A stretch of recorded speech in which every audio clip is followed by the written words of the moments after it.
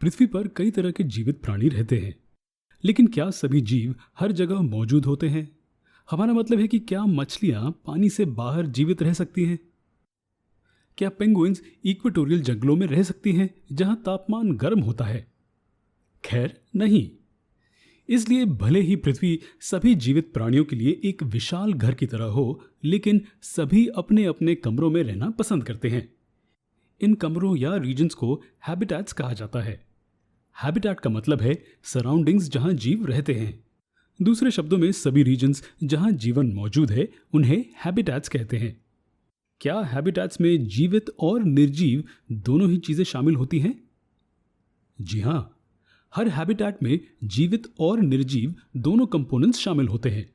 तो एक हैबिटेट में, जैसे कि इस रीजन में, इन छोटे कीड़ों से लेकर इन बड़े जानवरों तक, यहां तक कि पेड़ भी बायोटिक कंपोनेंट्स की लिस्ट में शामिल हैं। किसी भी हैबिटेट के लिविंग कंपोनेंट्स बायोटिक फैक्टर्स होते हैं। दूसरी ओर non living components abiotic factors होते हैं। चट्टान, मिट्टी, वाटर बॉडीज, हवा और अन्य निर्जीव चीजें एबायोटिक फैक्टर्स मानी जाती हैं। चलिए अब हम आपसे एक सवाल पूछते हैं। क्या आपको लगता है कि ये फैक्टर्स एक दूसरे पर निर्भर होते हैं या कम से कम एक दूसरे के साथ इंटरैक्ट करते हैं? सच ये है कि लिविंग ऑर्गेनिजम्स जीवित रहने के लिए एबायोटिक कंपोनेंट्स पर निर्भर करते हैं। सभी जीवित प्राणी अपनी सभी जरूरतों के लिए एबायोटिक कंपोनेंट्स पर निर्भर करते हैं। लेकिन इससे हमारा क्या मतलब है? चलिए इस एग्जाम्पल की मदद से इसे बेहतर समझते हैं। स्प्राउटिंग पहला स्टेप है जहां एक नया पौधा एक बीज से उगता है।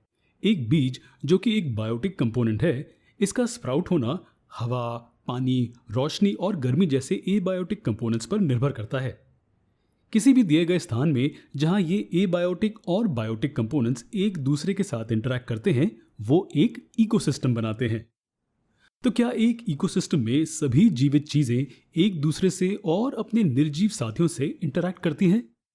जी हां, इस तरह से एक इकोसिस्टम काम करता है। हालांकि ऑर्गेनिजम्स के लिए अपने हैबिटेट में जीवित रहना आसान नहीं होता। बदलते एबायोटिक फैक्टर्स के कारण खतरा बढ़ जाता है और उन्हें खुद को बचाने के लिए खुद को बदलने की जरूरत पड़ती है। क्या इस मॉडिफिकेशन के प्रोसेस का कोई नाम है? जी हां, बिल्कुल है। वो प्रोसेस जिसमें पौधे और जानवर अपने हैबिटेट में बचे रहने के लिए कुछ खास हैबिट्स डेवलप करते हैं, उसे अडैप्टेशन कहा जाता है। चलिए इसे समझने के लिए एक आसान एग्जाम्पल लेते हैं। क्या आपने कैमोफ्लेज के बारे में सुना है? कैमोफ्लेज एक जीव की अपने सराउंडिंग्स के साथ मिश्रण करने की क्षमता होती है। ये अडैप्टेशन का बहुत ही आम एग्जाम्पल है।